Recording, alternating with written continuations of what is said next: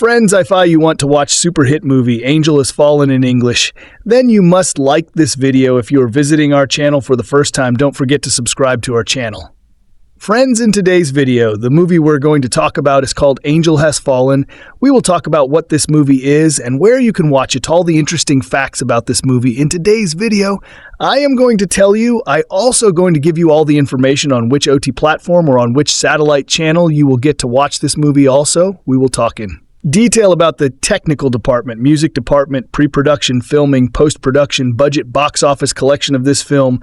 We will also talk about the story of this film, and I will also give you a small review of the story of this film. Apart from this, we will discuss about the facts of this film's storyline, star cast actors' performance in the film, and which character has played which role. That's why I request you friends to watch this video till the end, so start the video. Angel Has Fallen is a 2019 political action thriller film directed by Rick Romanois. It is the third installment in the Has Fallen film series, following Olympus Has Fallen 2013 and London Has Fallen 2016. The film stars Gerard Butler, Morgan Freeman, Jada Pinkett Smith, Lance Reddick, Tim Blake Nelson, Piper Perabo, Nick Nolte, and Danny Huston. The plot again follows United States Secret Service agent Mike Banning as he races against time to clear his name after being framed for a drone attack on President of the United States, Alan Trumbull. The film was officially announced in October 2016, and Romanois was hired in July 2017. New members of the cast were added in early 2018, and filming began in February of that year around Bulgaria and the United Kingdom. The film was released in the United States and United Kingdom on August 23, 2019 by Lionsgate. It received mixed reviews from critics and grossed $146 million worldwide. Plans for future sequels and TV spin-offs are in development. Plot: Secret Service agent Mike Banning undergoes training at a paramilitary facility in Virginia, owned by his former Army Ranger commanding officer Wade Jennings, now CEO of private military company Salient Global. Banning is recommended for the position of Secret Service Director by U.S. President Alan Trumbull to replace retiring Director David Gentry, but hides the fact that he suffers from migraines and insomnia and takes painkillers to cope with chronic back pain from previous combat injuries. While Trumbull is on a private fishing trip at Queens Lake in Williamsburg, a swarm of armed drones attacks and kills his protection detail, with only Banning surviving and saving him. Both are incapacitated, but Banning recovers, while Trumbull is left in a coma. FBI agent Helen Thompson is presented with falsified evidence implicating Banning in the attack, leading to his arrest. En route to a detention facility, Banning's transport is ambushed, but he escapes after killing the attackers and unmasking them as mercenaries from Salient Global, with whom he took part in a training exercise. Realizing that Jennings has betrayed and framed him, Banning calls his wife Leah from a nearby gas station, letting her know he is alive and determined to expose the real perpetrator. The call alerts Thompson to his location, forcing Banning to steal a militiaman's 18-wheeler truck while pursued by many police officers. Banning escapes after crashing the truck and eventually makes his way to his estranged father Clay, who has been living off-grid in a cabin in the backwoods of Whitehall, West Virginia. At the White House, Vice President Martin Kirby, now acting president, tells the press that Banning is responsible for the assassination attempt with support from the Russian government. Banning and his father see Salient mercenaries approaching the house, and Clay detonates multiple explosives around the perimeter, killing the would-be attackers as Banning and he escape. They split up. Clay goes to Banning's house and saves Leah and Lynn from a kidnapping attempt by Jennings' mercenaries. Finding the bodies of Jennings' gunmen lined up against Clay's cabin, Thompson deduces that Banning was being set up after all. Trumbull awakens from his coma, and Kirby is revealed to be Jennings' secret co-conspirator, planning to retaliate for Trumbull's attempted assassination against Russia. Thompson and another agent, Ramirez, confront Jennings on an airfield, but he kills them both. Banning reaches the hospital and turns himself in. Trumbull orders his release when he realizes that the Salient mercenaries are attempting to kill him, and only Banning can keep him alive. Banning leads him to safety with help from Gentry and other loyal agents, as Jennings' mercenaries increase the hospital's intensive care unit's oxygen and nitrogen supply to unstable levels, causing an explosion that levels the hospital. Banning hides Trumbull and Gentry as Jennings' men pursue them. In the ensuing gun battle, Jennings and his men kill most of Trumbull's security detail, but Banning thwarts a flanking attempt and forces the mercenaries to retreat after they are delayed long enough to allow U.S. federal law enforcement officers to arrive. Jennings and his remaining men are gathering on the rooftop to escape in a helicopter, but Banning destroys it with a grenade launcher. Although Jennings manages to survive the explosion, Banning fatally wounds him in a knife fight. Banning is exonerated, while Trumbull and Gentry arrest Kirby for treason and corruption, revealing that Jennings had kept detailed records of Kirby's involvement as an insurance policy, which were uncovered by Thompson. Clay decides to live with Banning and his family. Feeling guilty over his failure to protect Trumbull and concealing his ailments, Banning offers his resignation, but Trumbull forgives him and offers Banning the promotion to director, which he proudly accepts. Cast: Gerard Butler as Secret Service agent Mike Banning, a former Army Ranger, Clay's son and Leah's husband. Morgan Freeman as President Alan Trumbull, the former Speaker of the House, Vice President, and now the current President of the United States, succeeding Benjamin Asher, who was portrayed by Aaron Eckhart in the first two films. Jada Pinkett Smith as FBI agent Helen Thompson, an FBI special agent tasked with arresting and hunting down Mike Banning, believing him to be responsible for the drone attack against the president. Lance Reddick as Secret Service Director, David Gentry. Tim Blake Nelson as Vice President Martin Kirby, eventually becomes the acting President of the United States, and is revealed to have secretly hired Salient Global to carry out the drone attack, so they can blame and attack Russia. Piper Perabo as Leah Banning, Mike's wife. Perabo replaced Radha Mitchell, who played the role in the previous films due to Mitchell's scheduling conflicts. Nick Nolte as Clay Banning, a Vietnam veteran Army Ranger tunnel rat, and Mike's estranged father, who abandoned him at a young age. Since then, he has taken up living in the woods all over the U.S. Danny Huston as Wade Jennings, Mike's former Ranger commanding officer and the leader of Salient Global. Frederick Schmidt as Travis Cole, the head of security of Salient Global and Jennings' right-hand man. Michael Landis as White House Chief of Staff Sam Wilcox. Joseph Milson as FBI Agent Ramirez. Ori Pfeffer as Secret Service Agent Murphy. Mark Arnold as CIA Director James Haskell. Chris Browning as a militiaman, a civil soldier who tries to arrest Mike Banning. Jessica Cobley as Lynn Banning, Mike and Leah's daughter. Rachai Williams as Bruno, one of Jennings' soldiers. Antonio Bustorff as one of the mercenaries sent to kidnap Leah Banning. Production. On October 28, 2016, a third Fallen installment titled Angel Has Fallen was announced to be in development, with Gerard Butler reprising his roles of both lead actor and producer. On July 25, 2017, Rick Roman-Waugh was announced as director. On January 10, 2018, Holt McCallany was set to play Wade Jennings, an ex-military turned head of a technology company. However, he later had to drop out of his role due to scheduling conflicts with the show Mindhunter and was replaced by Danny Huston. A week later, Jada Pinkett Smith and Tim Blake Nelson were confirmed added, and filming was scheduled to start on February 7, 2018. On February 13, 2018, Piper Perabo joined the cast.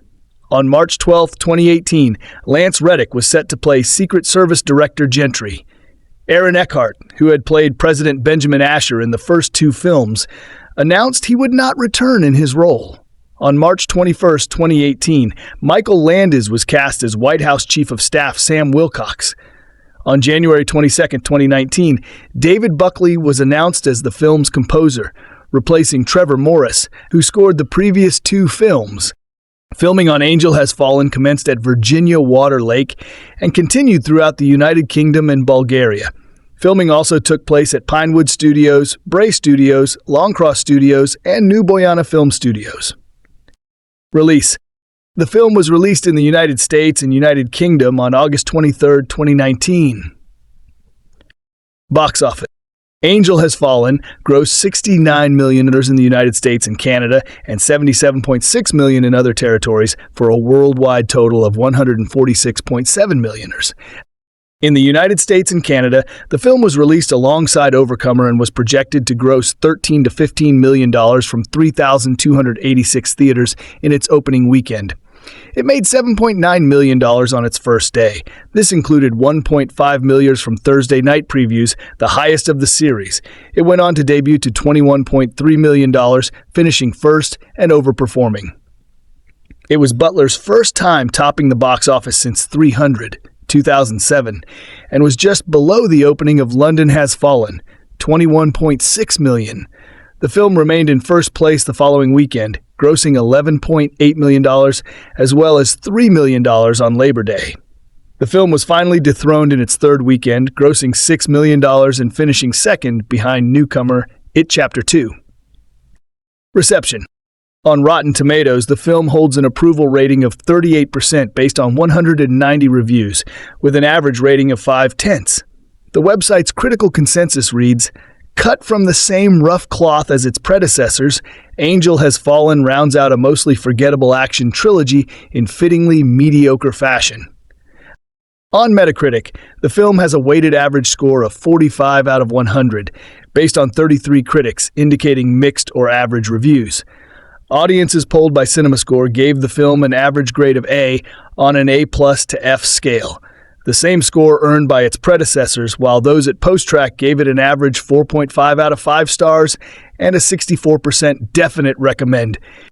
Todd McCarthy of The Hollywood Reporter wrote that the film may not be appreciably better than the first two installments, but it's actually more fun. First and foremost because of a vastly amusing turn by Nick Nolte as Gerard Butler's eccentric Vietnam vet old coot father. Ignacy Vishnevetsky of the AV Club gave the film a grade C and called it a dramatic improvement, though was critical of the action sequences, saying they all fall victim to having too much repetitive editing and not enough kinetic energy, a problem that no amount of on-screen firepower, twisted wreckage, or offbeat overhead camera angles can solve. David Ehrlich of IndieWire gave the film a D+, specifying that, with Nolte as his bonkers dad, Gerard Butler's mediocre action franchise and his mediocre American accent find a mediocre conclusion. Future. In November 2019, series producer Alan Siegel announced plans for the 4th, 5th, and 6th films, as well as local language TV spin-offs that would tie in with the theatrical features and documentary. In November 2020, it was revealed at the American film market that a 4th film titled Night Has Fallen was in development, with Butler returning. The sleepy, dopey action bonanza Angel Has Fallen is disappointing, and not just for the reasons you might expect. Being the second sequel to Olympus Has Fallen, Angel Has Fallen doesn't even have a high bar to clear. Olympus Has Fallen was a by-the-numbers revenge fantasy about ruthless North Koreans and emasculated, savior-thirsty Americans that's mostly distinguished by its considerable displays of over-the-top violence. Basically, America is graphically imperiled for the sake of confirming a slogan coined by then-interim President Trumbull, Morgan Freeman, "As a nation, we are never stronger than when we are tested." Olympus Has Fallen is, at the very least, a credible survivalist wet dream. In that movie, America is temporarily made great again, but only after the Washington Monument is toppled, the president is tied up, and the Secretary of Defense is punched in the face and kicked in the belly, right before she's dragged across the floor as she defiantly screams the Pledge of Allegiance. To defeat the North Koreans, Banning does what no officially sanctioned U.S. agents can. He kills a bunch of bad guys without any remorse or reprisal, like the North Korean hostage that he shoots in the head just to spook the other North Korean agent he has tied up. Your friend seemed like a funny guy. Olympus Has Fallen isn't a good movie, but I couldn't stop watching it. By contrast, I couldn't wait to stop watching Angel Has Fallen, an indifferently assembled cash-in shot with way too many shaky, unfocused close-ups, which seemed designed to reassure viewers of this otherwise bland drama's surface-deep intensity. Being a timid lament about contemporary American trust issues, the Russians are to blame, but almost incidentally, Angel Has Fallen 6 Banning, now rickety from concussion-induced migraines and insomnia, on a group of disloyal American mercenaries led by, well, you'll figure that part out soon enough. The makers of Angel Has Fallen don't seem to care as much about their characters, or patriotic ass-whoopings like their predecessors did. Instead, we get a few tentative signs of introspection from Banning. He's sick, has a family to protect, and an estranged dad too, that are immediately glossed over for the sake of pumping up a few flat set pieces that hail from the Tony Scott school of frenzied action filmmaking. Only they're not as dynamic or good-looking as Scott's jittery photography. If you're going to be mean-spirited and exploitative, at least do it convincingly. The makers of Angel Has Fallen struggle most when they have to make Banning look like a rebel who also knows that he must inevitably ride a desk to retirement. Their version of Banning is more like John McClane in A Good Day to Die Hard than in Die Hard 2, Die Harder. He complains and periodically shows symptoms of the action movie equivalent of PTSD, but never succumbs to those ailments, especially not when he needs to cut through handcuffs, light up a phalanx of armed mercs, or run away strategically. This is apparently what life is like for a trained ex-soldier, a sad, vague awareness of your own mortality that's mostly offset by shootouts, drone attacks, and improvised explosions that confirm your megalomaniacal sense of self-worth. After all, Banning's got an important job to do. Protect Trumbull, a steadfast leader who vows to never rush our nation into war, but also wants us to be ready in case it's ever boom, boom, go time.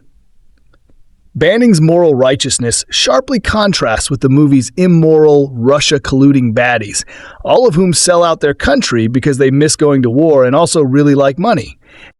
I'd care more about Banning and his values if his creators had invested more care into their movie's action scenes, dialogue, characterizations, and basic plot. The editing and sound design is fine enough, but that's about it. Close-ups of Butler's and Freeman's blotchy but determined faces only hammer home the movie's general please-like-me desperation, as do action scenes that overstress smoke, gunfire flashes, and flying debris instead of choreography, visual coherence, or human personality. Even the scenes where Banning's dad, no spoilers, blows up some faceless goons somehow feel perfunctory and underwhelming. These key moments, like any scene featuring great character actors like Tim Blake Nelson and Lance Reddick, are raced through with negligible conviction and even less inspiration. If this type of no-brow entertainment is your thing, you may find something to like in Angel Has Fallen, but that doesn't mean you need what these guys are reselling. Review. Angel Has Fallen and 2013's Olympus Has Fallen, North Korea was America's enemy. Its Islamophobic 2016 follow-up, London Has Fallen, took umbrage with Muslim terrorists via Pakistan. This time, the tasteless franchise targets Russia. Or rather, it is targeted by Russia, who have framed Gerard Butler's Secret Service agent Mike Banning for an assassination attempt on President Trumbull, Morgan Freeman, pleasingly presidential. On a fishing trip with Trumbull, a swarm of drones equipped with facial recognition software wipes out all of the agents bar Banning, and when the FBI discover $10 million in an offshore account under his name, he's forced to go on the run. The film imagines Banning and his wife, Leah Piper Perabo, as victims, which is to say that the American values they represent, valor, honesty, traditional gender roles, and national pride, are portrayed as under threat.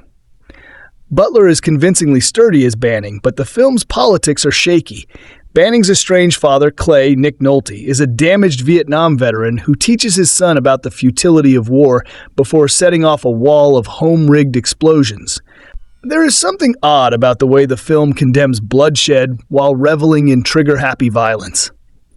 Angel Has Fallen marks the third time that Gerard Butler, as the Secret Service agent and scowling samurai cowboy Mike Banning, has had to rescue the President of the United States from an international conspiracy so cuckoo bananas that the movie barely expects you to believe it. Actually, in the 6 years since this series launched, the bar for what people will believe has been lowered. For all I know, fans of the Fallen films think they're based on true stories. In Olympus Has Fallen, 2013, and London Has Fallen, 2016, the president was portrayed by Aaron Eckhart, who came off like a testy press secretary from the West Wing days. Eckhart is a good actor with a terse, appealing manner, but he's not exactly presidential. In Angel Has Fallen, the role of leader of the free world reverts back to Morgan Freeman, who has played it approximately 47 times, or at least it feels that way.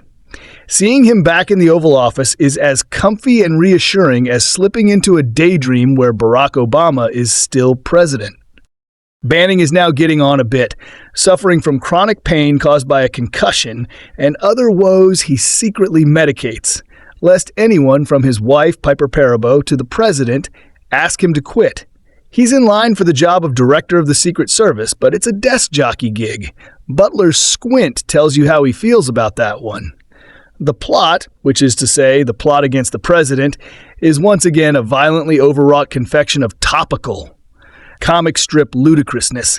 That's the DNA of the Fallen series. Yet when you're watching a big-budget B-movie, there's good preposterous and there's bad preposterous. Good preposterous is the setup of Angel Has Fallen. Banning, the most loyal and trusted agent of President Alan Trumbull, Freeman, is out guarding him on a winter afternoon fishing excursion when a vehicle pulls up in the woods and launches what looks like a flock of black birds. They are drones, equipped with smart bombs and computerized facial recognition software, and as they fly low and target their prey, the explosions pile up with a satisfyingly surgical but relentless precision. In minutes, the 18 Secret Service agents hovering on the shore are all dead. And Mike? He's alive because the drones purposefully avoided him. He pulls Trumbull under the water, and the result of this action is that the president is soon laying in a coma in a Washington, D.C. hospital. Mike, after a brief spell of unconsciousness himself, escapes, and it doesn't take long for the film to tell us what we already know, that he was spared by the bad guy so they could make him the fall guy. With its over-the-top premise set in motion, Angel Has Fallen, as in the president's guardian angel is out of commission, gets down to the business of asking us to suspend our disbelief in far less entertaining ways. If you want to know what bad preposterous looks like, or to be generous, let's call it mediocre preposterous, check out the scenes in which Mike reunites with his father, Clay Banning, a grizzled Vietnam veteran living off the grid in a West Virginia shack, like a cross between the Unabomber and the most cliché, crazy war vet you've ever seen. There's a certain amusement in watching the 78-year-old, scraggly, white-bearded Nick Nolte rasp out survivalist hokum like, "You stay attached to their tentacles, they own you for life." Yet one of the upshots of a movie like Angel Has Fallen is that we're becoming a nation of closet militia fantasists. At the preview showing I attended, the audience applauded after the scene in which Nolte detonates by remote control trigger an unending wall of bombs he has rigged in the woods by his home. It looks as if he was waiting to be attacked by an army. Mike's predicament has justified his existence. Gerard Butler showed signs of becoming a more riveting actor in last year's Den of Thieves. Sharp dialogue becomes him. But Angel Has Fallen is yet another movie that turns him into a monosyllabic, granite-souled Neo Bronson. It reduces him in the process to being a macho lox. As staged by director Rick Roman-Waugh, the film's hand-to-hand combat is so routine it's deadening. And for that matter, so is its assault rifle to assault rifle combat. At times, with Banning in the role of unjustly pursued renegade, the whole thing plays like a generic Bourne knockoff. It has been made to look like Mike colluded with the Russians to assassinate the president. The proof is the $10 million payoff deposited in a private account in his name. That's one of several pseudo-relevant tidbits the film tosses into the blender, along with the privatization of the defense industry and a vice president, Tim Blake Nelson, looking like a member of Herman's Hermits, who's more hawkish than his boss. Bad preposterous is watching the villain who orchestrated the whole thing bark out his psycho orders by placing a cell phone call with voice disguised from a certain office, a place that's equipped with one or two minor security systems. The film's other heavy is played by an actor with a velvet manner who gets cast in this honorable gent who turns out to be a serpent role so often that his very presence in a movie like this one amounts to a spoiler. It's at around the time that President Trumbull emerges from his coma that Angel Has Fallen loses what's left of its brain. An FBI agent, played by Jada Pinkett Smith, has been trailing the truth, but now we're supposed to believe that a conspiracy to remove the president, broadcast across global media, has failed to mobilize the nation's defense machinery. The whole movie comes down to two SWAT teams facing off to the death. Just when you're sure that their combat can't go on anymore, it stretches out for another 15 minutes. That's bad preposterous, but maybe for some it can still work as an escape from the preposterous depths to which the real American presidency has fallen. When the chase explodes into life, the score doesn't. Just accompany it. It drives it. Sharp, urgent strings slash through the silence like gunfire. Bass heavy pulses mimic the panic of a racing pulse, and rhythmic, metallic drums echo the mechanical coldness of the enemy's banning faces. The music doesn't just reflect what's happening, it forecasts, it stalks the characters with a sound that says you are not safe. But where Buckley's genius truly shines is in the moments between the carnage, the quiet interludes where emotion threatens to overtake action. In these spaces, the score softens, but never not loses its tension. It becomes reflective, mournful, even beautiful in its simplicity. The scenes between Banning and his father Clay are underscored with delicate, raw arrangements that feel like emotional landmines, quiet enough to let the performances breathe, yet filled with the weight of decades of silence and pain. The music here becomes a language of reconciliation, an emotional bridge between two broken men. And then there's the theme of redemption, a sound that slowly evolves throughout the film, hinting at something rising from the rubble. A man reclaiming his honor. Buckley crafts this arc through musical motifs that begin in fragmented form and gradually build towards something whole. Just as Banning himself is slowly piecing together the shattered elements of his identity. It's not bombastic or heroic in the traditional sense. Instead, it's solemn, earned, and deeply human. Even in the climactic showdown, when the action reaches its fever pitch, the music doesn't default to cliché.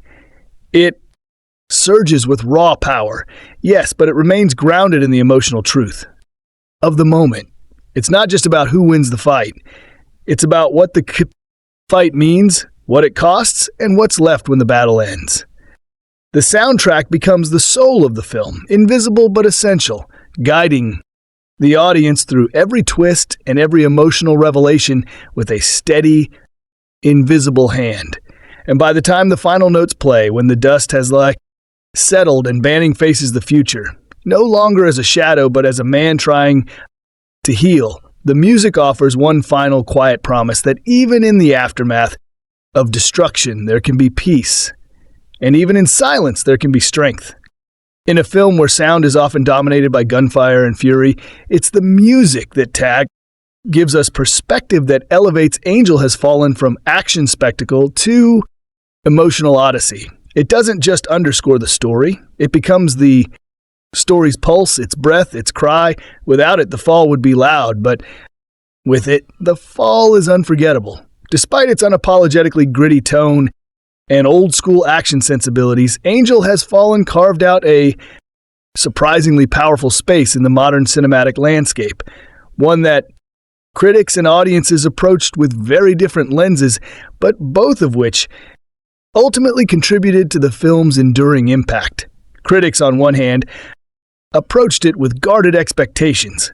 Many saw it as the third installment in a franchise that could have easily lost steam following the adrenaline-soaked chaos of Olympus has fallen, and the international spectacle of London has fallen. But what they didn't anticipate was the unexpected emotional depth, the personal introspection, and the raw, grounded intensity that this chapter delivered. While some critics still leaned into the film's familiar action thriller formula and docked it for being genre conventional, In parts, others praised the more mature tone, the quieter moments of vulnerability, and especially Gerard Butler's performance, which brought a weary humanity to a character who could have easily become a one-dimensional warrior. His portrayal of Mike Banning wasn't just about surviving an ambush or clearing his name. It was about navigating chronic pain, psychological scars, and the creeping realization that the systems he once trusted had abandoned him. That complexity resonated with a surprising number of reviewers, who acknowledged that Angel Has Fallen had evolved beyond its predecessors, grounding its chaos in something far more human. But it was the audiences, loyal fans of the franchise and newcomers alike, who truly embraced the net film.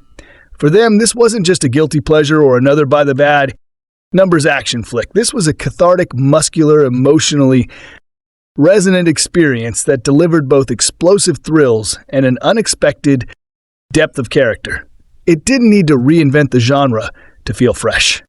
Instead, it doubled down on character, on the stakes of survival, on the pain of betrayal, and the power of redemption. Word of mouth carried it further than anticipated. And while it may not have been an award season darling, it struck a nerve with viewers who were tired of overly polished, effects-heavy blockbusters and were craving something raw, real, and grounded. The film's box office performance proved it, outperforming expectations, pulling in strong global numbers and reigniting interest in the franchise. It wasn't long before discussions of a fourth film began bubbling up. Proof that this wasn't just a one-off success, but a legitimate continuation of a saga that people were deeply invested in. And as time passed, something fascinating happened. Angel Has Fallen began to take on the shape of a cult favorite, not in the traditional sense of a midnight movie oddity, but in the way that certain action films earn deep, lasting loyalty from their fans. The kind of film people return to again and again, not just for the explosions or the shootouts, but for the heart beating underneath. It became the installment that people pointed to as the most mature, the most emotionally resonant, the one where the character truly came full circle. Conversations in online forums, fan reviews, and retrospectives began to elevate its status, placing it alongside other modern action thrillers that dared to explore the vulnerability of the hero without sacrificing intensity. It didn't become a classic in the traditional critical sense, but it achieved something arguably more powerful. It became personal to its fans, a story of resilience, redemption, and the human cost of loyalty that resonated far beyond its theatrical run. And in today's cinematic climate, where so many films are designed to be instantly consumed and quickly forgotten, Angel Has Fallen stands tall. As a rare exception, a film that dared to fall harder, hit deeper, and rise stronger. It's the kind of film that proves that even in a world overrun by spectacle, character still matters, grit still matters, and sometimes the most enduring stories are told not by superheroes, but by broken men who refuse to stay down. In pulling back the curtain on Angel Has Fallen, what it emerges isn't just a gritty action film, but a fascinating story of production. Grit, behind-the-scenes reinvention, and a team of filmmakers who weren't afraid to take a tried-and-true franchise and steer it into riskier, more character-driven territory. At the helm was Rick Roman Wall, a director with a deep understanding of action rooted not just in spectacle but in emotional stakes. Someone who once worked as a stuntman and knows intimately how every punch, every fall, every gunshot needs to serve the story. His hiring marked a turning point in the franchise, a deliberate pivot toward a more grounded, textured vision.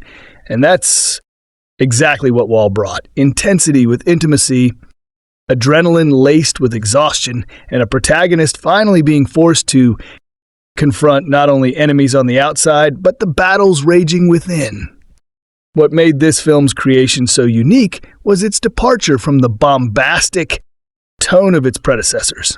Olympus Has Fallen had been a visceral die-hard in Attica, the White House thrill ride. London Has Fallen leaned into chaos and explosive spectacle.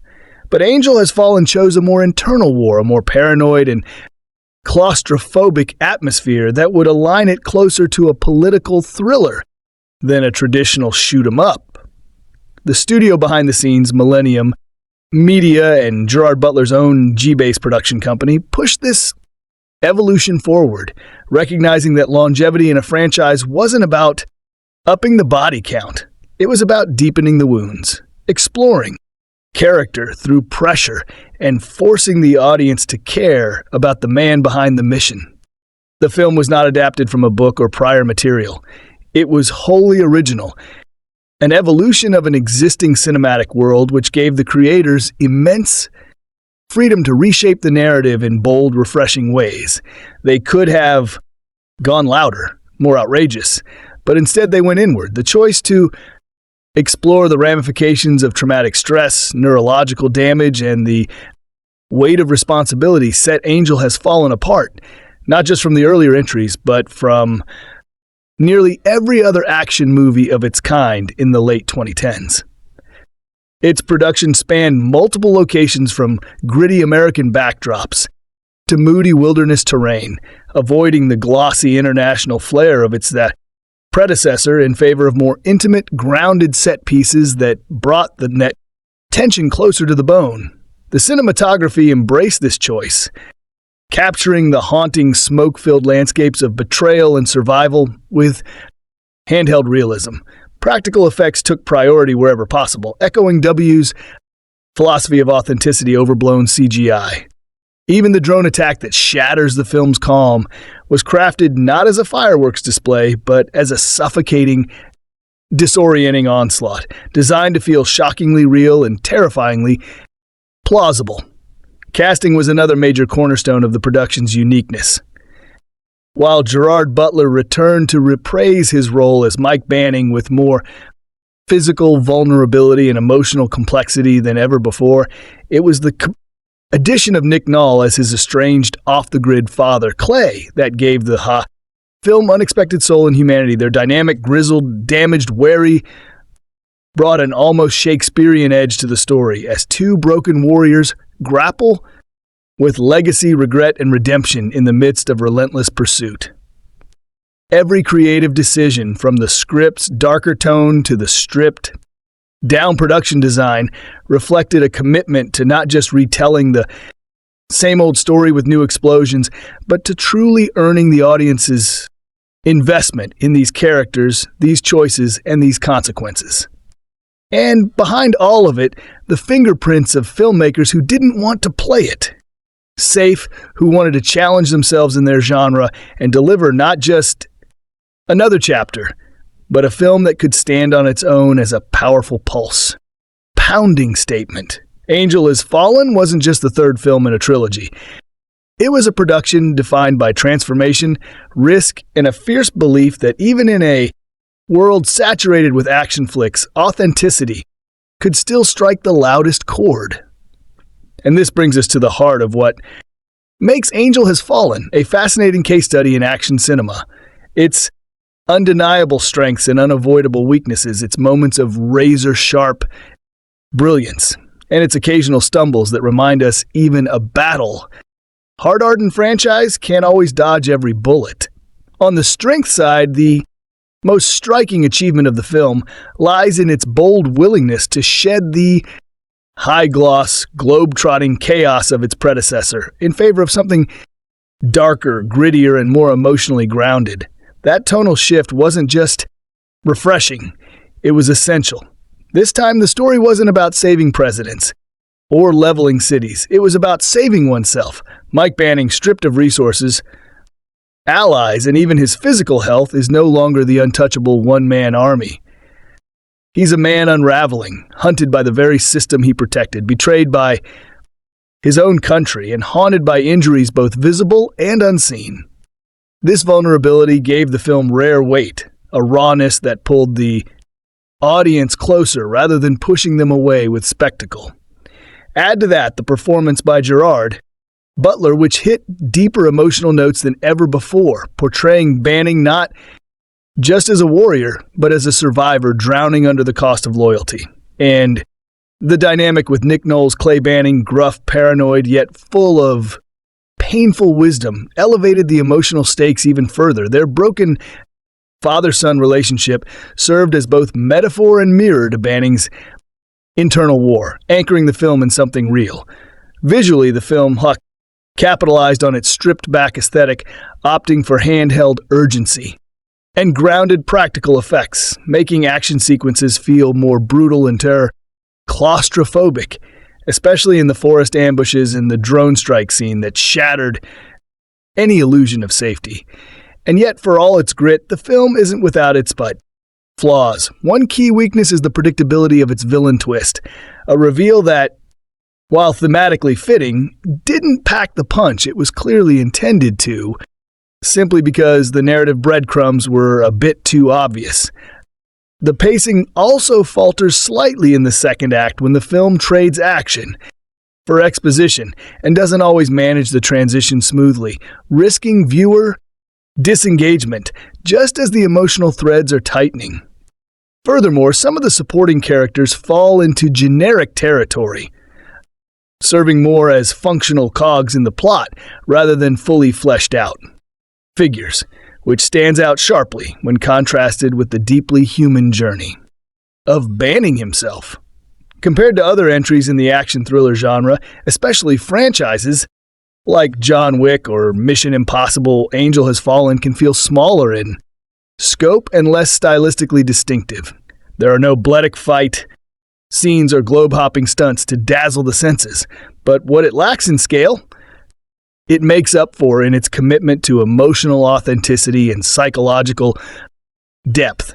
Where those other heroes are often larger-than-life mythic figures, Banning is painfully human, which gives the film a resonance others don't always reach. Ultimately, what makes Angel Has Fallen stand out is its decision to be more than just a third installment. It's a quiet reinvention, a risk-taken pivot that favors soul over speed, pain over polish, and heart over high-octane formula. And that's precisely why, despite its imperfections, it lingers in the mind longer than many of its shinier, more explosive counterparts. In a world where trust is as fragile as glass and danger lurks behind every shadow, Angel Has Fallen plunges us into the desperate fight of a man caught between loyalty and betrayal, survival and sacrifice. The film thrusts Mike Banning, a seasoned Secret Service agent haunted by physical and psychological scars, into the eye of a storm when a sudden, devastating drone attack targets the President of the United States. What starts as a high-stakes rescue mission quickly spirals into a treacherous manhunt when Banning himself is framed for orchestrating the attack. Accused by his own government and hunted by those he once called allies, Banning must navigate a labyrinth of conspiracy, deceit, and ruthless enemies to clear his name and protect the very people he swore to defend. But this is not just a tale of explosive action and political intrigue. It is a profoundly human story of resilience and redemption. As Banning retreats into the wilderness, forced to confront not only the external threat, but also his estranged father and the shadows of his past, the narrative dives deep into themes of trust, family, and the cost of duty. With every twist and harrowing chase, Angel Has Fallen pulls the audience closer, making them question who can truly be trusted when the lines between friend and foe blur. The film masterfully balances relentless action sequences marked by brutal hand-to-hand combat, nail-biting shootouts, and heart-pounding escapes, with intimate moments of vulnerability, painting a portrait of a man fighting not only for survival but for his soul. As the plot unravels, secrets are being exposed, alliances shattered, and the stakes escalate beyond politics to something intensely personal. In this gripping tale, the fall isn't just about an attack on a president. It's about a man's struggle to rise above betrayal and reclaim his identity amid chaos. Every heartbeat, every pulse-pounding moment drives the story forward, compelling viewers to hold their breath, lean in, and ask, will Mike Banning find redemption before it's too late? This is a journey through darkness, through fire and doubt, to the fragile hope that even in a world broken by lies, courage can still prevail. As the story of Angel Has Fallen unfolds, the characters who populate this tense and turbulent world come alive through powerful performances that anchor the film's emotional core and fuel its relentless pace. At the center stands Mike Banning, the indomitable Secret Service agent brought to life by Gerard Butler with a gritty mix of vulnerability and steely resolve. Butler's portrayal captures a man who is both warrior and wounded soul, whose physical pain and psychological scars run as deep as the conspiracy closing in around him. His intensity and nuanced performance make Banning more than an action hero. He becomes a figure you root for, a man fighting against impossible odds to reclaim his honor and protect those he loves. Alongside him is Morgan Freeman as Alan Trumbull, the vice president turned president whose calm authority and steadfast determination provide a stabilizing force amid the chaos. Freeman's presence adds gravitas and a layer of political complexity to the story, embodying leadership weighed down by crisis but unyielding in its resolve. Nick Nall delivers a haunting performance as Clay Banning, Mike's estranged father, whose gruff exterior masks a lifetime of pain and regret. Their fraught, emotionally charged relationship adds a rare depth to the film as two broken men wrestle with their shared past while navigating a deadly present. Pipa Parabo portrays Leah Banning, Mike's loyal wife, whose strength and compassion offer a poignant counterbalance to the violence surrounding her family. Her character brings a personal stake to the story, reminding viewers that beneath every headline and explosion are human lives caught in the crossfire. The antagonist, Wade Jennings, played with cold calculation by Danny Huston, serves as the dark mirror to Mike Banning's integrity. Jennings is a former military contractor whose betrayal and manipulation set the entire conspiracy in motion, representing the insidious corruption lurking behind the government's facade.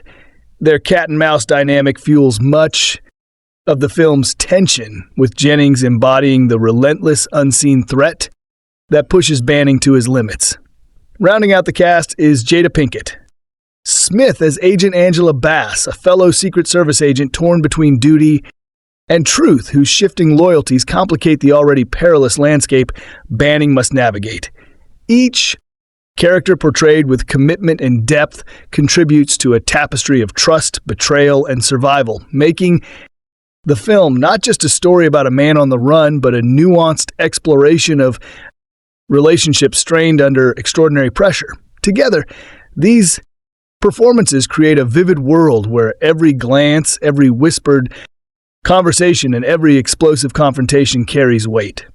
The actors don't just fill roles, they inhabit souls, drawing the audience into a narrative that pulses with danger and emotional complexity alike, ensuring that Angel Has Fallen resonates long after the final gunshot fades. Beneath the pulse-pounding action and the relentless chase sequences of Angel Has Fallen lies a rich tapestry of themes that explore not only the physical battles raging on screen, but the profound moral and psychological wars waging within its characters. At its core, the film is an exploration of trust, how fragile it is, how easily it could be shattered, and how vital it is to survival. Mike Banning's journey from loyal protector to fugitive accused reveals a world where betrayal can come from the highest places, forcing us to question the institutions we rely on and the people we hold dear. This theme resonates deeply in a time when public faith in leadership and authority is often tested, making the story feel both timely and timeless. Alongside trust is the theme of loyalty, not as blind obedience, but as a complicated, often painful commitment to values and people, even when the cost seems too high. Banning's unwavering dedication to protect the president, his country, and ultimately his family, even when he's cast out and hunted, paints a portrait of heroism rooted in sacrifice and moral clarity. But Angel Has Fallen also delves into the toll that such loyalty exacts. The film does not shy away from the physical and emotional scars borne by its protagonist, chronic pain, trauma, fractured relationships, reminding viewers that heroes are not invincible gods, but humans wrestling with vulnerability and doubt. This raw honesty elevates the film beyond typical action fare, inviting the audience to reflect on resilience, not just in body, but in spirit. The strained relationship between Mike and his father, Clay, further underscores themes of reconciliation and redemption. Their fractured bond, marred by silence and regret, embodies the universal struggle to mend broken connections, to face past mistakes, and to find peace amid turmoil. It is a subtle but powerful message about the possibility of healing, even when the odds seem insurmountable. Corruption and the abuse of power are also central motifs portrayed through the shadowy conspiracies and betrayals that drive the plot. The film paints a cautionary tale about how those entrusted with authority can become its greatest threats, blurring the lines between protector and the predator, friend and foe. This moral ambiguity challenges viewers to question not just the villains on screen, but the systems behind them. Ultimately, Angel Has Fallen is a meditation on endurance and the human capacity to rise after a fall, both literally and figuratively. It asks what it means to be a hero in a fractured world, and whether redemption is possible when the very ground beneath you is shifting. Through its thrilling narrative and complex characters, the film invites us to consider that true strength lies not in weapons or power, but in the courage to face betrayal, pain, and loss, and to keep moving forward regardless. This intricate weaving of themes transforms Angel Has Fallen from a simple action thriller into a story that resonates on emotional, ethical, and philosophical levels, ensuring it remains etched in the mind long after the final scene fades. As the tension escalates and the plot of Angel Has Fallen propels forward, the evolving dynamics between its main characters add a compelling emotional undercurrent that elevates the film beyond mere action spectacle. At the center is the fraught, complex relationship between Mike Banning and his father, Clay. Initially, their interactions are marked by distance and mistrust, a chasm carved by years of estrangement, silence, and unspoken pain. Clay's gruff survivalist demeanor contrasts sharply with Mike's disciplined, duty-bound nature, creating a poignant clash of worlds. Yet, as the narrative unfolds, this relationship becomes a powerful lens through which themes of reconciliation and forgiveness are explored. Forced into proximity by circumstance, their shared vulnerabilities emerge, allowing cracks to form in the walls they've built around themselves. Moments of reluctant tenderness and mutual respect gradually replace bitterness, transforming their bond into one of hard-earned understanding. This evolution not only humanizes the characters, but also mirrors Mike's own internal journey. From isolation to connection. Parallel to this father-son arc is Mike's relationship with Leah, his wife, whose unwavering support serves as an emotional anchor amid the chaos engulfing his life. Their interactions, though brief, are charged with a sense of shared history and unspoken fears, underscoring the personal stakes beyond the political. Conspiracy. Leah's steadfastness highlights the sacrifices made by loved ones of those who live in the line of fire, adding depth and realism to Mike's motivations. On the political front, Mike's connection with President Alan Trumbull illustrates a nuanced dance of trust and duty under pressure. Initially portrayed as a figure of authority overseeing the crisis, Trumbull's faith in Mike wavers as suspicion clouds judgment, reflecting the film's larger theme of institutional doubt. However, as truths come to light, their relationship strengthens, emphasizing the fragile but vital trust required between protector and leader. Contrasting these alliances are the strained adversarial ties with characters like Wade Jennings, whose betrayal cuts deep and reshapes loyalties. Jennings is not just an antagonist in the physical sense, but a catalyst for fractured trust, forcing Mike and those around him to question everything and everyone. This web of shifting alliances and emotional reckonings is what gives Angel Has Fallen its narrative richness. The characters are not static archetypes, but living, breathing individuals whose relationships evolve in tandem with the escalating stakes. These evolving bonds marked by conflict, forgiveness, and renewed loyalty infuse the film with a pulse that beats beneath the explosions, reminding viewers that at its core, this is a story about people, not just peril. It's this intricate dance of human connection amid chaos that compels audiences to stay riveted, to care deeply about the outcomes, and to experience every triumph and heartbreak alongside the characters as the story hurtles toward its gripping climax.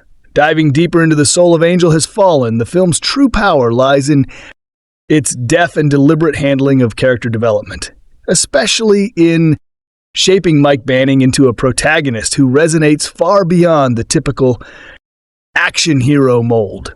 Rather than presenting him as an invincible force of nature, the film painstakingly peels back the layers to reveal a man burdened by both physical fragility and emotional turmoil, a warrior slowed by chronic pain, haunted by past failures, and grappling with the deep personal costs of a life spent in service. This nuanced portrayal breathes authenticity into a genre often criticized for its one-dimensional heroes.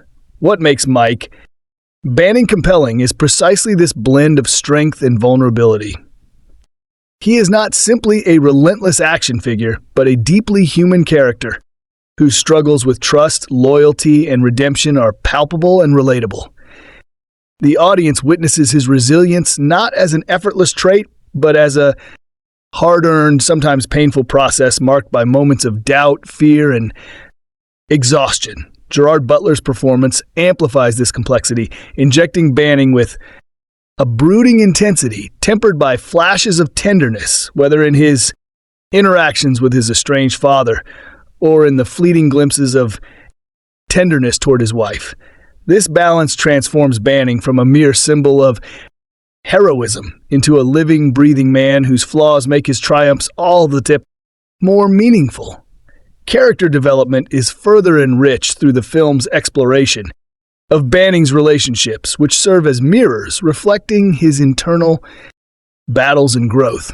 His fraught dynamic with Clay Banning unpacks themes of legacy, regret, and reconciliation, providing emotional gravity that grounds the high-stakes action. His unwavering commitment to protect those he loves, even when vilified and isolated, showcases an unbreakable moral compass that propels the narrative forward. Moreover, the film does not shy away from showing the protagonist's limits.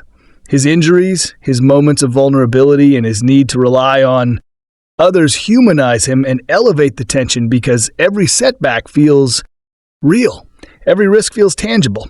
This vulnerability invites viewers to invest emotionally, turning action scenes into more than spectacle.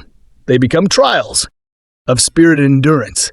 In this way, Angel Has Fallen redefines what it means to be an action hero in contemporary cinema. Mike Banning is compelling, not because he is invincible, but because he embodies the relentless struggle to stand tall despite the weight of pain and betrayal. His journey is a testament to the enduring power of courage, loyalty, and the quest for redemption in a world rife with deceit. It's this intricate and empathetic character arc, combined with visceral performances and grounded storytelling, that ensures audiences stay riveted, eager to follow every perilous step, every fragile moment of hope, and every hard-fought victory, as Banning battles not just enemies, but the very demons within. Shifting from the rich character, tapestry, and emotional depth of Angel Has Fallen to its visual presentation reveals another layer of the film's craftsmanship, one that immerses the viewer in a world that feels both immediate and starkly real. Unlike many contemporary action thrillers that lean heavily into glossy CGI and oversaturated spectacle, Angel Has Fallen embraces a grounded visual style that amplifies tension through its use of raw, tactile cinematography and practical effects. The cinematographer's choice to favor handheld cameras and tight framing injects the film with a palpable sense of urgency and claustrophobia, making every chase, every confrontation, and every narrow escape feel intimately close and viscerally intense. The muted color palette, dominated by grays, deep blues, and earthy tones, mirrors the film's somber lack of mood and the protagonist's internal struggles, reinforcing the narrative's themes of pain, betrayal, and survival. This restrained aesthetic strips away unnecessary distractions, focusing the audience's attention on the faces, the movements, and the stakes at hand. Though Angel Has Fallen is not enough animated film, its action sequences are choreographed and executed with such precision that they almost flow like a well-edited, high-octane ballet, blending kinetic energy with gritty realism. Explosions and gunfights are not that exaggerated fireworks, but sharp, impactful moments that punctuate the story without overwhelming it. The use of practical effects wherever possible grounds the chaos, making each bullet fired, each impact felt, and every crash more tangible. Particularly notable is the drone attack sequence, which stands out not just for its technical execution, but for its cinematographic approach, using quick cuts, shaky camera work, and claustrophobic angles to evoke confusion, fear, and immediacy, plunging the audience into the protagonist's disoriented perspective. Moreover, the film's visual storytelling extends beyond action scenes into quieter moments where lighting and composition subtly underscore the characters' emotional states. Shadows loom heavy in scenes of isolation, while dim, naturalistic lighting in domestic spaces conveys both warmth and vulnerability. This careful visual nuance enriches the narrative without a single word spoken. Overall, the visual style and cinematography of Angel Has Fallen eschew flashy excess in favor of a tactile, immersive experience that matches the film's grounded storytelling. It's a world you can feel, the grit under your feet, the sweat on the brow, the pounding heartbeat in the chaos.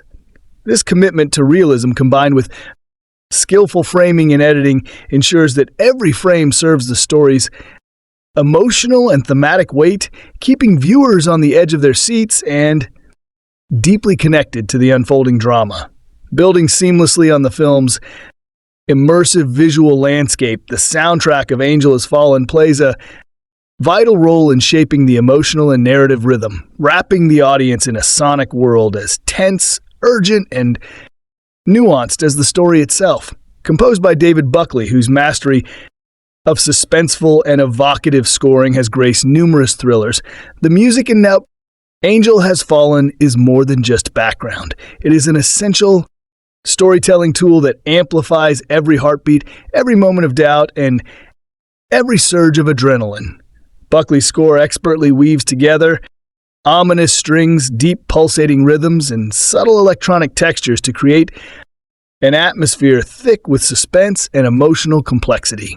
The soundtrack mirrors the protagonist, Mike Banning's journey, shifting fluidly between brooding introspection during the moments of vulnerability and explosive crescendos that accompany the film's intense action sequences. What sets this score apart is its ability to balance these extremes without overwhelming the narrative. In quieter scenes, the music offers a haunting undercurrent, amplifying the emotional resonance of strained relationships and internal battles. While during high-octane chases or confrontations, it propels the momentum with relentless energy, keeping the audience's pulse racing. The composer's careful orchestration ensures that the music never feels intrusive.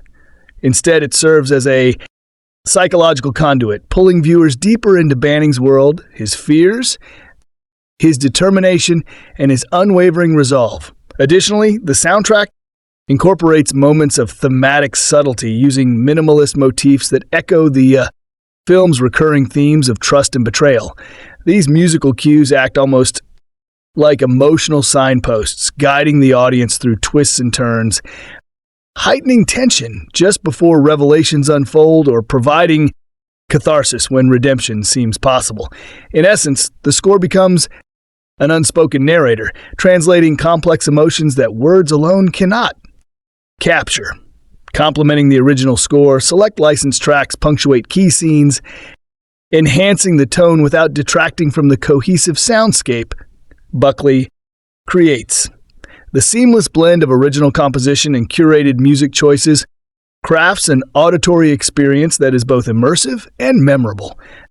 Ultimately, the music of Angel Has Fallen is indispensable in shaping the film's identity, elevating it from a standard action thriller to a deeply affecting cinematic experience.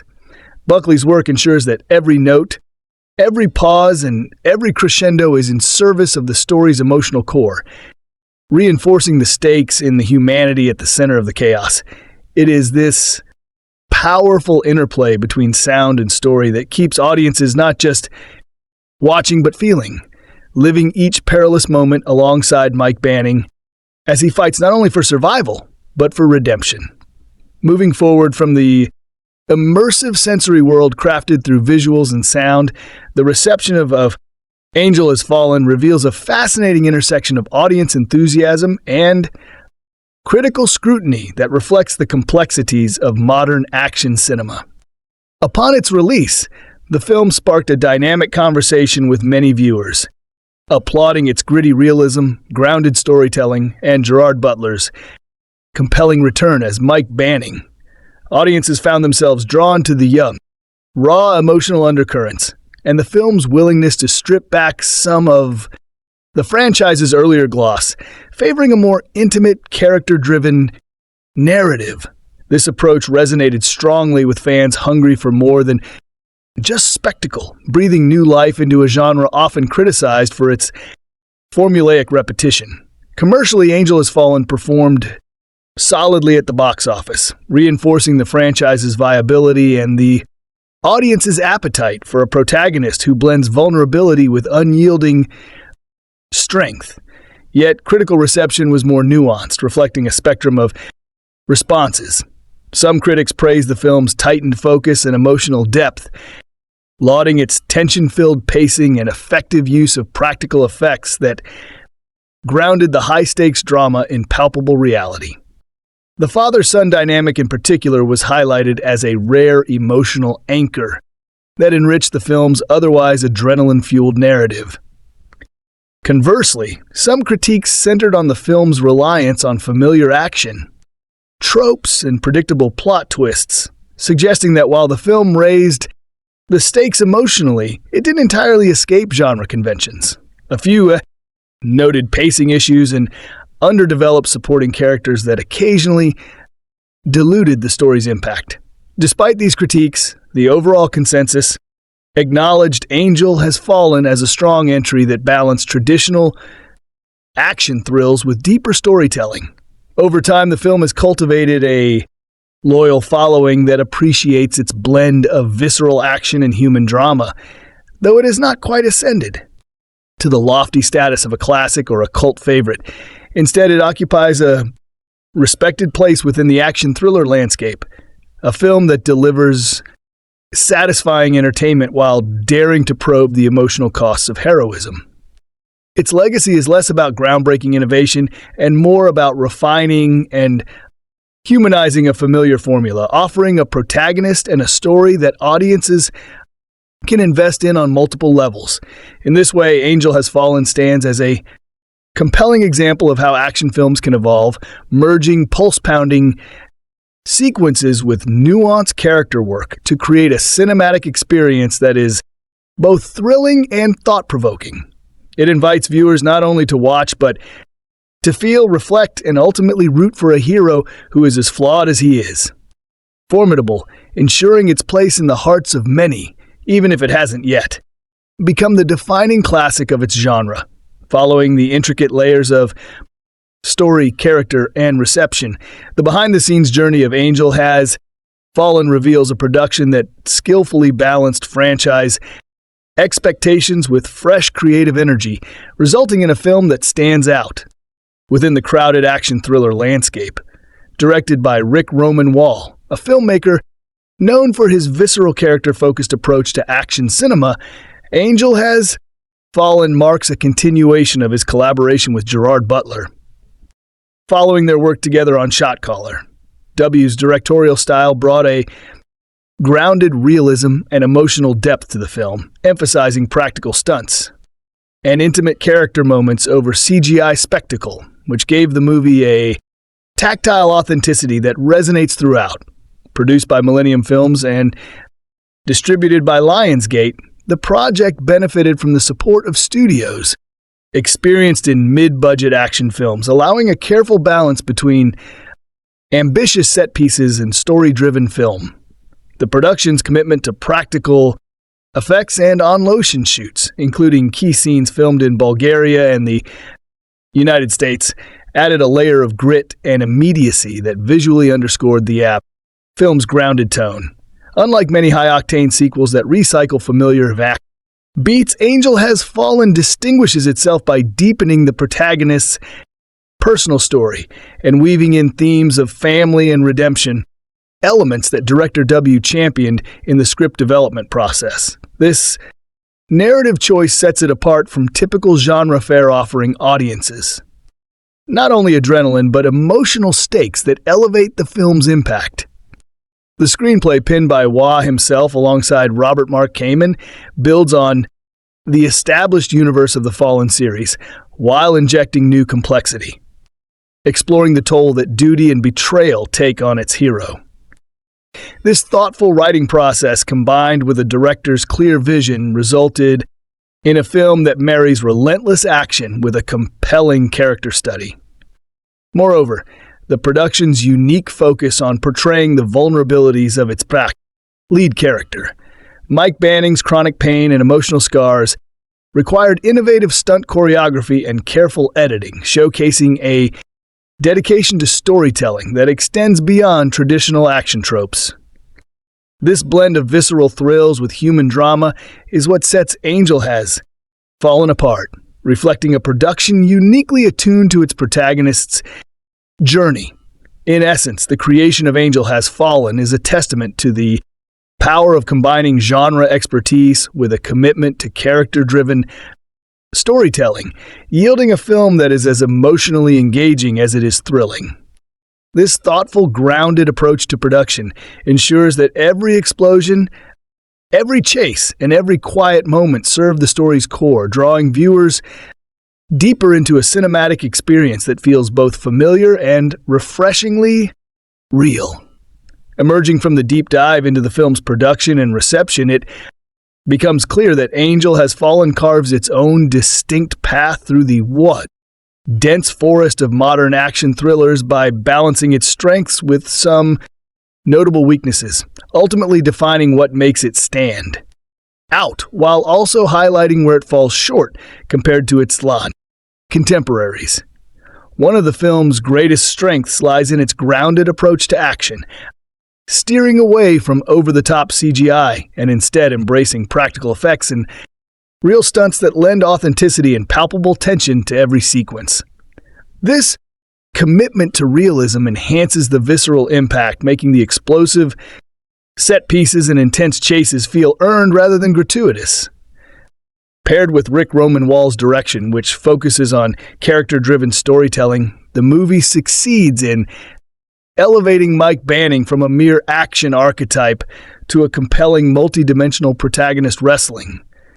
With physical pain and emotional scars, Gerard Butler's performance anchors this transformation, bringing a gritty humanity and emotional weight that invite viewers to invest in more than just the surface thrills.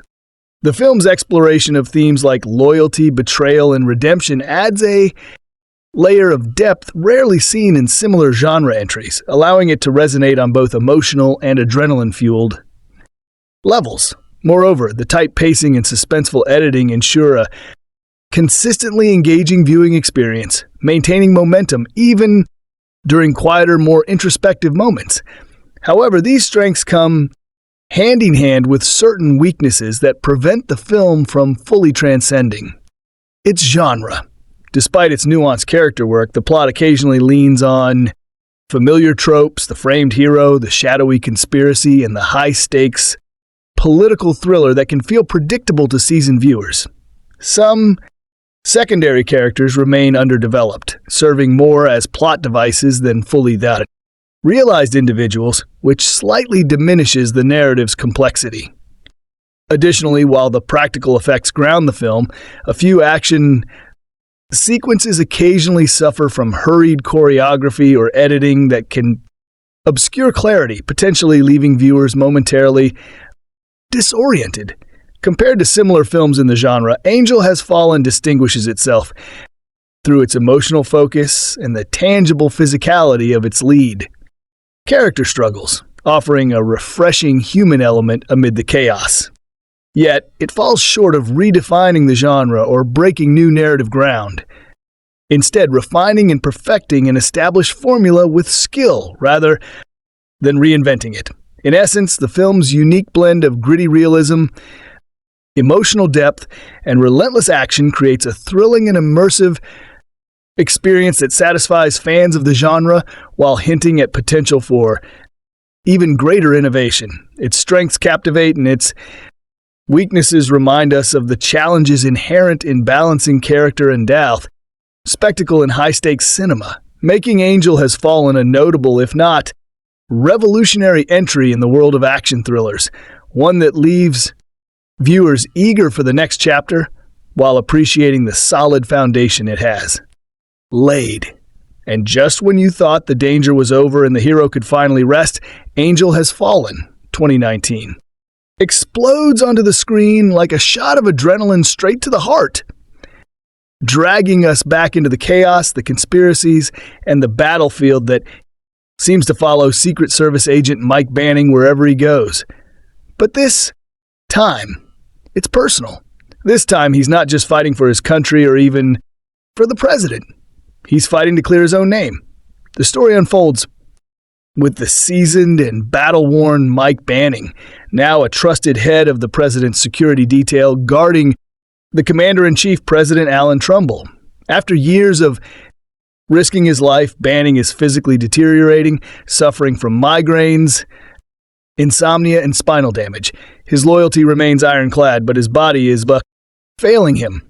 And just when he considers stepping down, fate sucker punches him with the ultimate betrayal. While on a quiet fishing trip with the president, an ambush strikes from the sky, drones screaming out of nowhere, decimating Secret Service agents with surgical precision, leaving Banning and Trumbull unconscious in the water. Banning wakes up cuffed to a hospital bed, the prime suspect in an assassination attempt on the very man he was sworn to protect. What follows is a relentless, high-stakes chase with the entire might of U.S. intelligence targeting him as a traitor. He's forced to flee, hunted like a dog, but not for 1 second does he give up. The twist, the attack was a setup. A ruthless and calculated power grab orchestrated by mercenaries working with someone close to home, a ghost from Banning's past. Wade Jennings, a fellow ex-military brother-in-arms turned corporate warlord. Jennings runs a private military company, and he plans to leverage fear, misinformation, and political chaos to secure a lucrative war contract. But Banning knows him too well. Their history, built in the blood and dirt of combat, is now weaponized against them.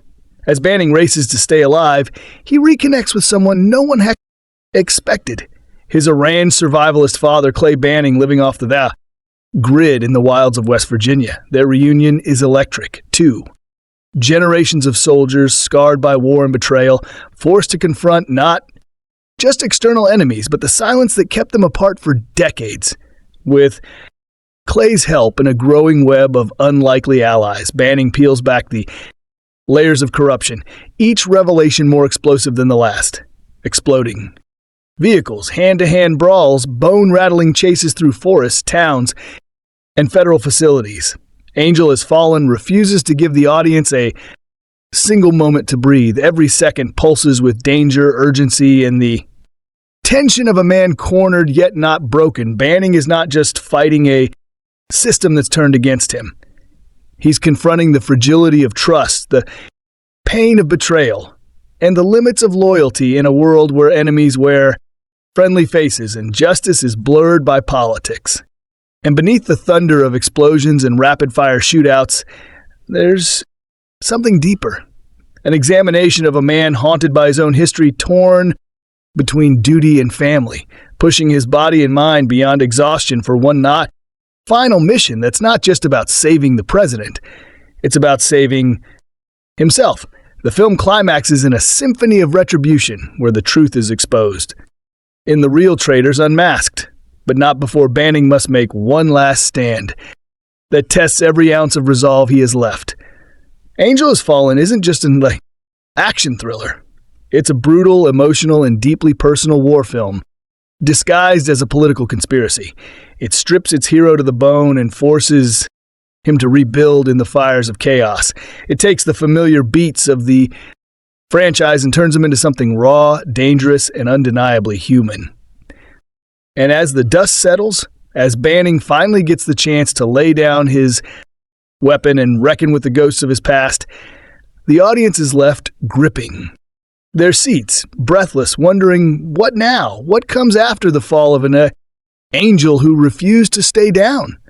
But of course, none of the chaos, none of the raw emotion, none of the adrenaline-drenched thrills of Angel Has Fallen would have landed with such weight if it weren't for the powerhouse cast breathing life into every gunshot, every whispered secret, every emotional collapse. At the very core, leading the charge once again is Gerard Butler as Mike Banning, a role he owns with every sinew of his body, embodying a man who is more than just an action hero, but a symbol of loyalty cracked by trauma, steel-willed and fragile in equal measure. Butler doesn't just act, he lives in Banning's skin, dragging the audience through the mud and blood of a man hunted by the country he bled for.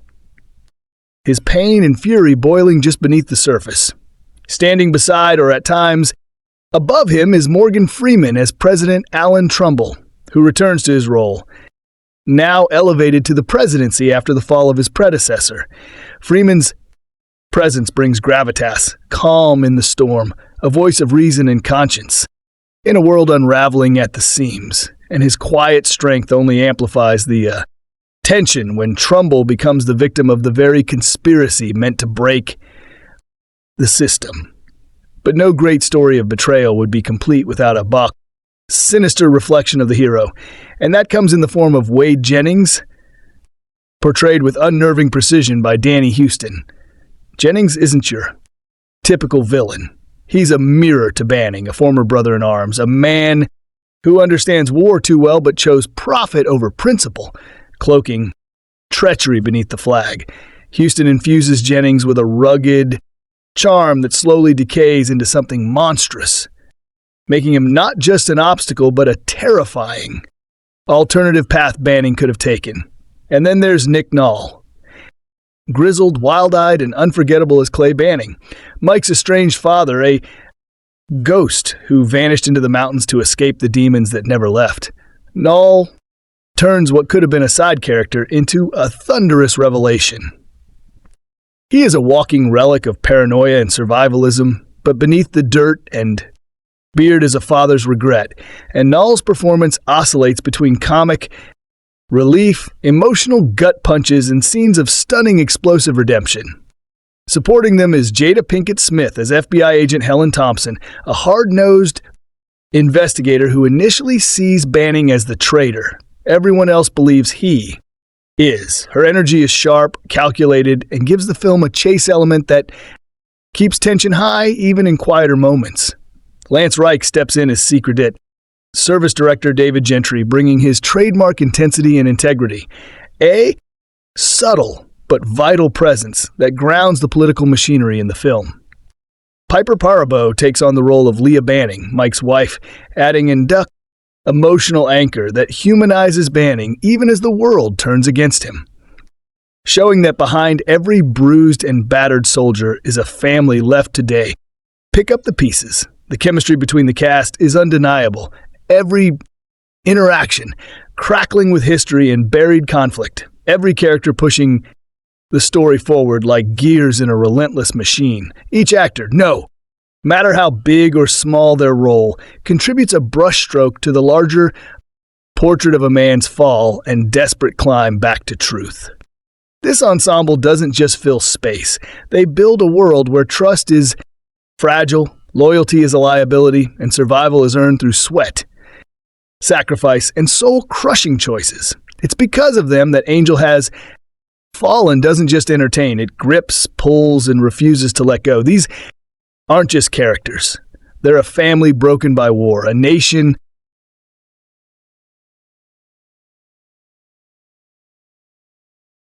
delivered, every look exchanged, every bullet fired. The question that burns hotter than the explosions is this: how far can one man go before the world finally breaks him? Or will he break the world first to protect what he loves?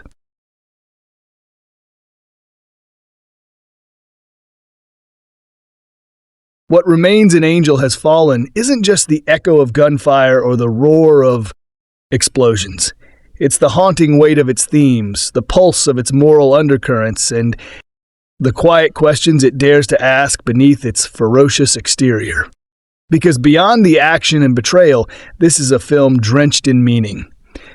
Centered around the soul of a man torn between two worlds, duty and identity, and the blurred lines of heroism in a system built on power and illusion.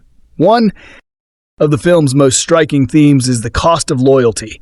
How far someone can go in the name of service before that loyalty becomes a weapon turned against.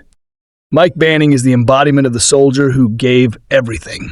His health, his peace of mind, his family time, and instead of being honored, he's discarded, framed, and hunted. The film asks, what happens when the very system you've bled for decides you're no longer useful?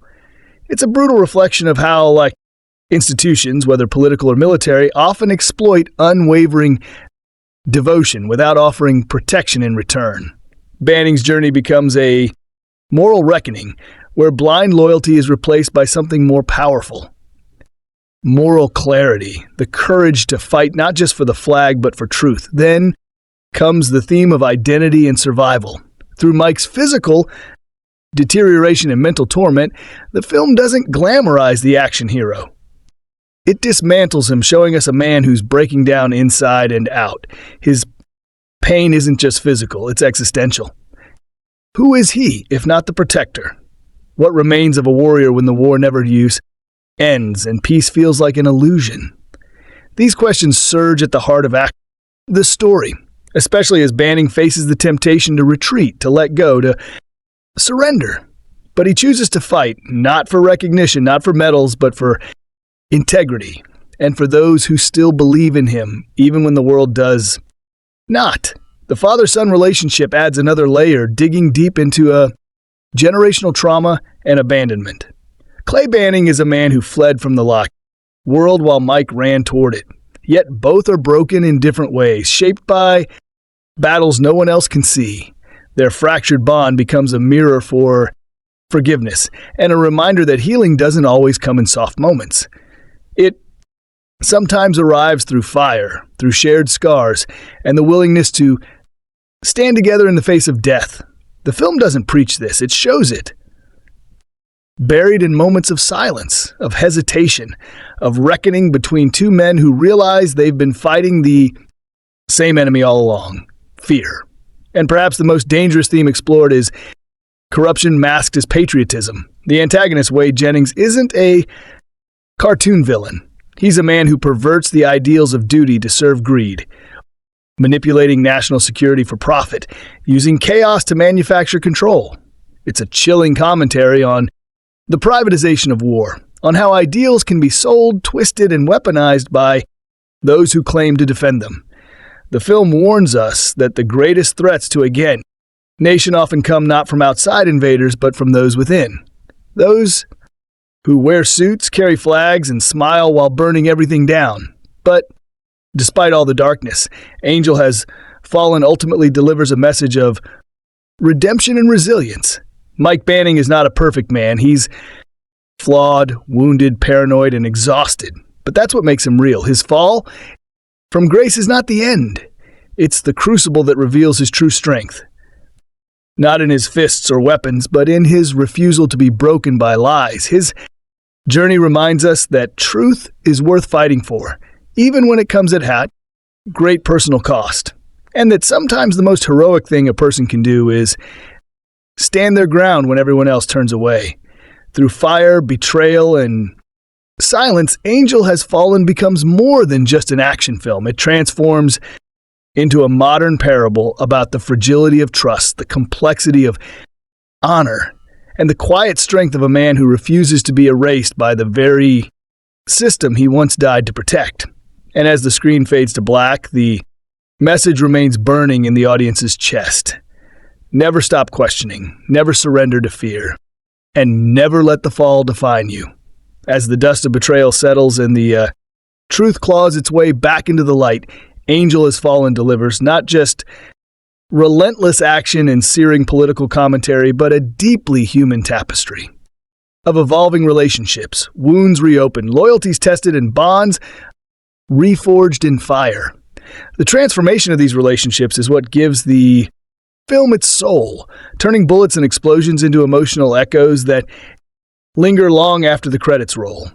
At the center of it all is Mike Banning's relationship with President Alan Trumbull, once built on unwavering professionalism and mutual trust, but shaken to its core by the assassination attempt that leaves Trumbull in a coma and Banning accused of treason. In the silence that follows the chaos, Banning finds himself utterly alone, framed and led, hunted, and what was once a dynamic of protector and leader is replaced with uncertainty and betrayal. But when Trumbull awakens and begins to piece together the web of lies surrounding the attack, their bond is not only restored, it's strengthened. Trumbull becomes one of the few who truly believes in Banning when the world does not. And that belief becomes a lifeline, a thread of hope that carries through the darkest stretches of the film. That evolution, from loyal bodyguard and president to mutual respect and deep personal loyalty, shows us that trust once broken can be rebuilt even stronger. But perhaps the most unexpected and emotional transformation comes in the form of Mike's relationship with his estranged father, Clay Banning. From the moment they reunite, there's tension as thick as the forests Clay hides in, years of abandonment, silence, and pain flooding between them with every word unspoken. Clay, the doomsday recluse, and Mike, the beautiful soldier, seem like opposites at first glance, but the film peels back their layers to reveal two men carved from the same stone, scarred by war, distrustful of systems, and hardened by survival. Through shared danger and reluctant cooperation, their connection evolves from estranged strangers to something raw, fragile, and deeply real. In one of the film's most powerful shifts, Clay doesn't just help Mike survive. He steps into the chaos, embracing the father role he had long abandoned, standing by his son, not just with words, but with action, with firepower, with sacrifice. That evolution doesn't erase the past, but it gives both men a future, a second chance, at family forged not in forgiveness, but in understanding. Meanwhile, Mike's relationship with his wife, Leah Banning, undergoes a more quiet emotional evolution. Leah is the anchor, the steady presence who has stood by Mike through missions, nightmares, and the creeping cost of his profession. But this time, the danger crashes directly into their lives, threatening not just Mike, but the safety of their entire family. As the story unfolds, we see the toll Mike's life has taken on their marriage. Not through melodrama, but through subtle moments of fear, resilience, and love under pressure. Leah doesn't just wait. She fights in her own way, becoming a symbol of the life Mike is trying so desperately to protect. Their bond deepens not through grand gestures, but through the unspoken promise that no matter what happens, they will hold each other up. And then there's the tragic relationship between Banning and Wade Jennings. Once comrades in arms, now mortal enemies. Their history is laced with shared blood, memories, and battlefield. And that familiarity is what makes their betrayal so devastating. Jennings' descent into corruption is not just a political threat, it's a personal one. He represents what Banning could have become if he had let bitterness and greed take root. The evolution here is one of disillusionment. Mike is forced to confront the fact that loyalty to a brother isn't always returned, and sometimes the people who know you best are the ones most capable of destroying you. Their final confrontation isn't just physical. It's a collision of ideologies, of choices, of everything that separates a hero from a villain. Each relationship an Angel has fallen begins on shaky ground, haunted by the past, clouded by doubt, fractured by betrayal. But what makes the journey unforgettable is how these connections evolve, heal, and ignite across the battlefield. Through it all, the film reminds us that no man stands alone, not truly, and that even in the face of betrayal, even in the ashes of broken trust, there can be reconnection, redemption, and hope. These evolving bonds become the heartbeat beneath the chaos, the silent force that drives every desperate action, every tear, every final stand. Because at its core, Angel Has Fallen isn't just about who attacks, who defends, or who survives. It's about who we hold on to when everything else falls apart. What elevates Angel Has Fallen beyond its genre expectations and injects it with surprising emotional weight is the remarkable attention to character development, especially in the case of its battle-worn protagonist, Mike Banning. From the very first frame, we aren't watching a superhuman action machine. We're witnessing a man who is tired, who is breaking down both physically and mentally, and who is confronting the possibility that his years of sacrifice may have led him nowhere but into the crosshairs of betrayal. That vulnerability is what makes him so compelling.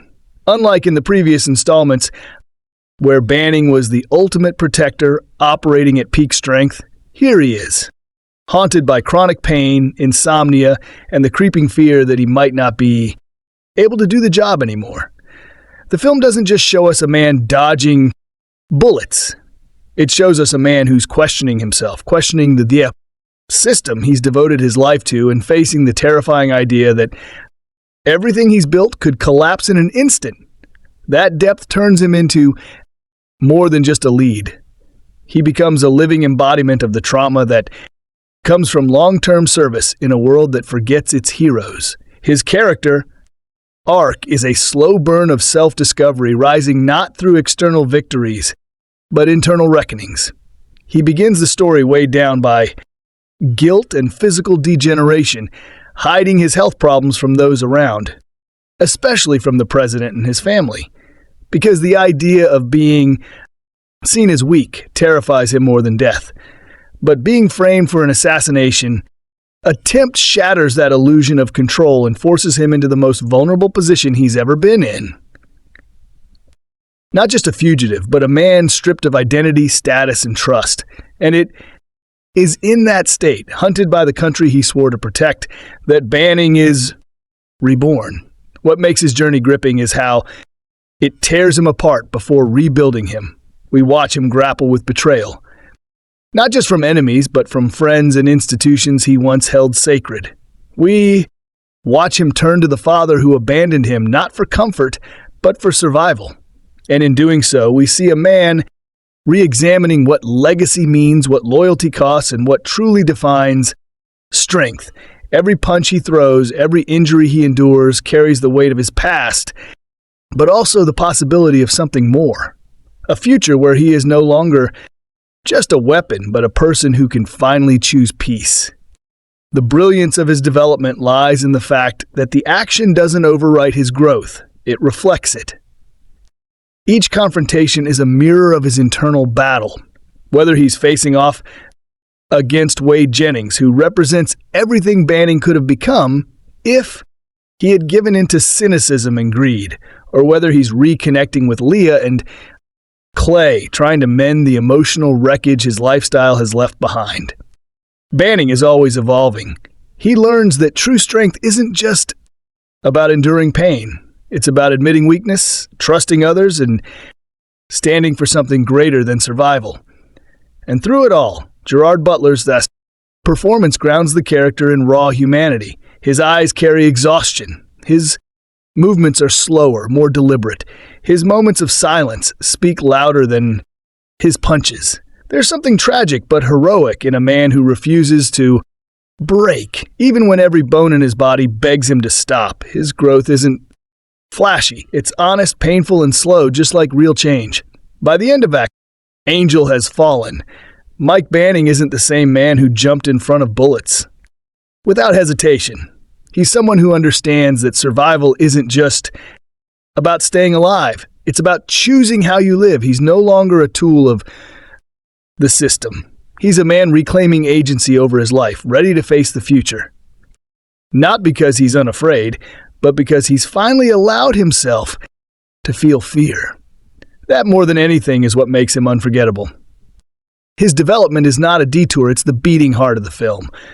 The reason every moment matters, and why his story continues to resonate long after. The final credits fade to black. Visually, Angel Has Fallen is a thunderstorm of grit, chaos, and grounded realism that mirrors the emotional state of its characters. Especially its protagonist, through a raw, unforgiving lens that pulls no out, punches and offers no safety nets. From the very first drone strike that tears in through the tranquil stillness of a lake, the film sets a visual tone that is aggressive, unpredictable, and deliberately messy. This isn't a sleek, hyper-stylized action film built on fantasy or glossy slow-motion beauty shots. This is war photography infused with Hollywood firepower, a visual experience that refuses to let you sit back and relax. The cinematography operates like an extension of Mike Banning's mind, tight, claustrophobic, shaky at times, but not in a chaotic or disorienting way. Rather, it reflects the tension boiling beneath the surface of every moment.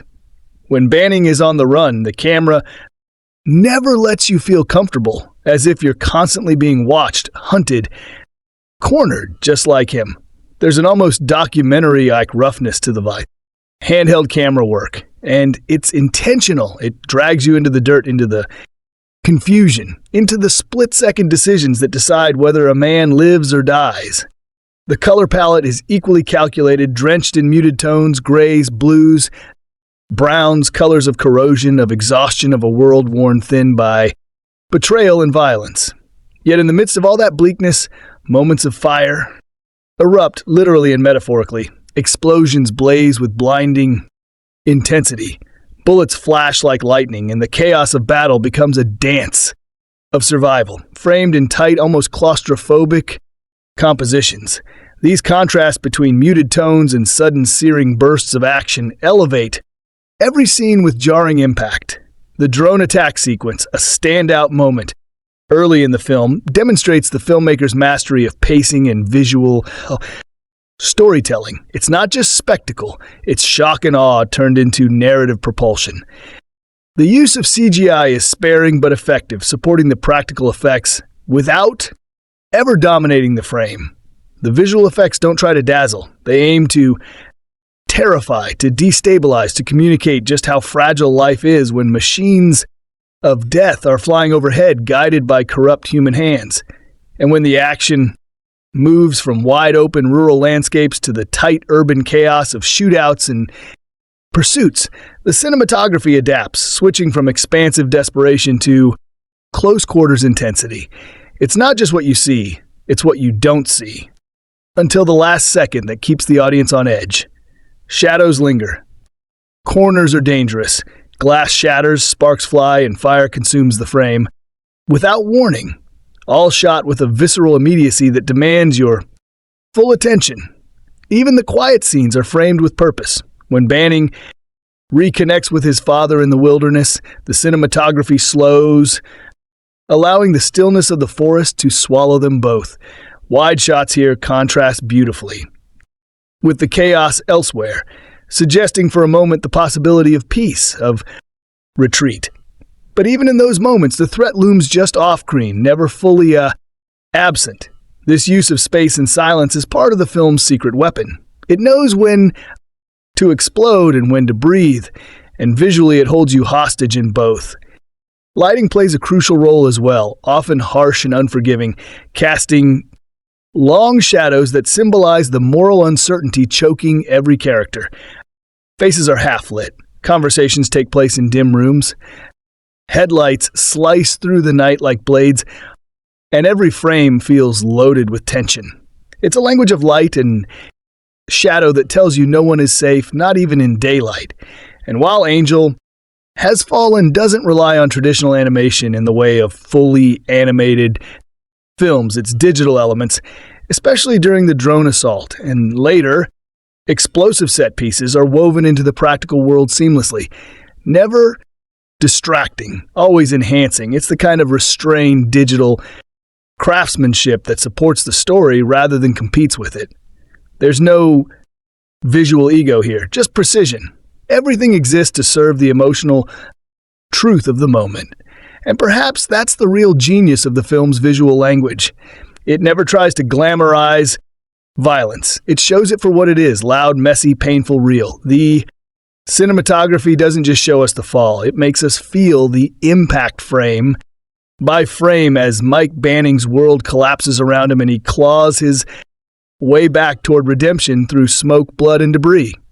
It's not beautiful in the traditional sense, but it's honest. And that honesty is what makes the visual storytelling of Angel Has Fallen impossible to look away from.